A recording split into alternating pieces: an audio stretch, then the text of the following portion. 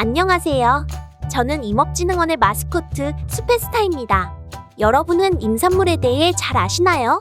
임산물이란 나무, 목재, 토석, 산나물, 밤, 대추, 오미자 등 산림에서 생산되는 산물을 말합니다. 산림청과 한국임업진흥원에서는 임업 분야 국내 총생산 등 국가 기초 통계 확보를 위해 매년 전국의 임산물 생산 현황을 조사하고 있습니다. 그리고 임업진흥원 임업경제통계실에서는 임산물 소득과 경영비를 분석하여 임업 현장에 제공하고 있습니다. 2021년 기준 주요 임산물은 크게 9가지 종류로 구분되는데요. 버섯육, 산나물, 수실육, 순임목, 약용식물, 용재, 조경재, 조림, 토석이 있습니다. 2001년부터 2021년까지의 종류별 생산액을 움직이는 그래프로 한눈에 확인해 볼까요? 임산물의 종류별 생산액은 이렇게 매년 달라지고 있는데요. 엎치락뒤치락 순위가 변동되는 가운데 순임목, 토석, 조경재가 상위권을 차지하고 있는 것을 확인할 수 있습니다. 이때 2005년 조경재가 2위로 부상하게 되는데요. 조경재, 어디서 들어본 것 같지만 정확히 어떤 품목을 말하는 것일까요? 조경재는 조경수, 야생화, 자생란, 잔디 등 총 28개의 품목을 포함하고 있습니다. 조경수에는 우리가 걷는 길을 아름답게 꾸며주는 단풍나무, 느티나무 등이 포함되고 분재로 쓰이는 소나무 또한 조경재에 속하는 품목입니다. 그리고 아까부터 계속해서 1위를 놓치지 않는 항목이 있습니다. 바로 순임목인데요. 2014년까지 지속적으로 생산액 1위를 차지하고 있는 순임목은 1년 동안 산에서 자란 나무의 성장량을 화폐로 환산한 가치를 의미합니다. 2015부터 2017년까지 1위를 차지한 토석은 쇄골재용, 토목용, 건축용, 토사, 조경용, 공예용, 자연석 이렇게 7개의 품목을 포함하고 있는데요. 토석은 단어 그대로 흙과 돌을 뜻하며 채취되는 토석은 건축에 쓰이는 자갈, 골재로 가공됩니다. 이제 우리가 잘 아는 품목에 대해서도 더 알아볼까요? 생산액이 전체 임산물에서 높은 순위를 차지하는 것은 아니지만 우리 생활에서 가장 쉽게 접할 수 있는 항목들이 바로 수실류, 버섯, 산나물, 약용식물입니다. 이 중 대표적인 품목 12가지를 뽑아 다시 한번 움직이는 그래프를 그려보았습니다. 아, 수실류는 처음 들어보신다고요?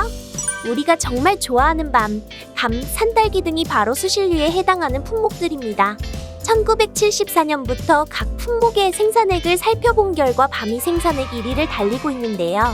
1977년 생산액이 크게 증가하면서 밤은 꾸준한 증가 추세를 보였습니다. 2000년 이전까지는 밤이 농림산물 중에서 수출 순위권에 드는 품목이었기 때문입니다. 90년대 초까지는 송이버섯과 표고버섯이 엎치락뒤치락하며 비슷한 순위를 유지하고 있는데요. 90년대 후반부터는 표고버섯이 크게 성장해서 꾸준히 순위권을 유지하고 있습니다. 송이버섯은 자연산 채취만 가능하기 때문에 성장에 한계가 있지만 표고버섯은 재배가 가능하고 특히 생산성 높은 톱밥배지 재배 방식이 보급되며 급격하게 성장했기 때문입니다. 2000년대 오미자, 도라지, 더덕의 집계가 시작되었습니다. 밤은 이때부터 점점 순위를 내어주게 되는데요.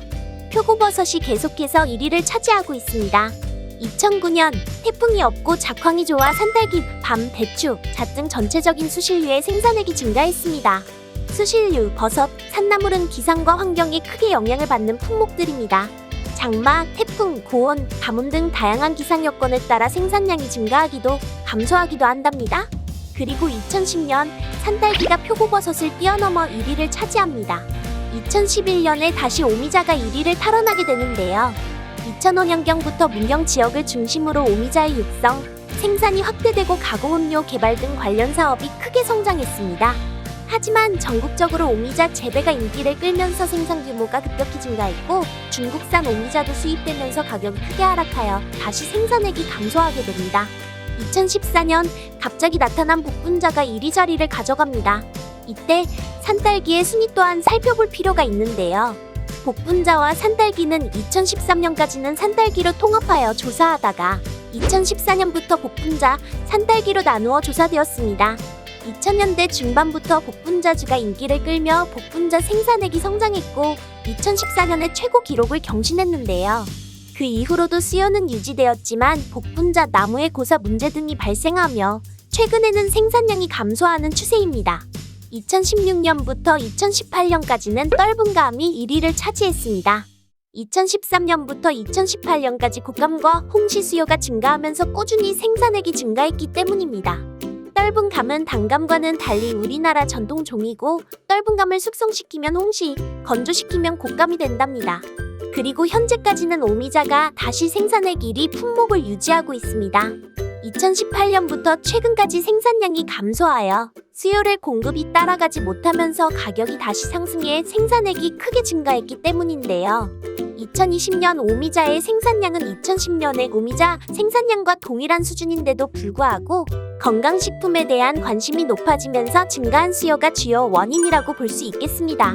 최근 10년간 12가지 주요 임산물의 품목별 생산액을 모두 더해보면 떫은 감, 표고버섯, 오미자 순으로 생산액이 높은 것을 확인할 수 있습니다.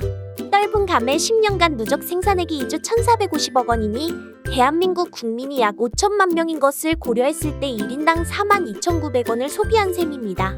가을이 오면 빨갛고 달콤한 홍시가 생각나곤 하는데요.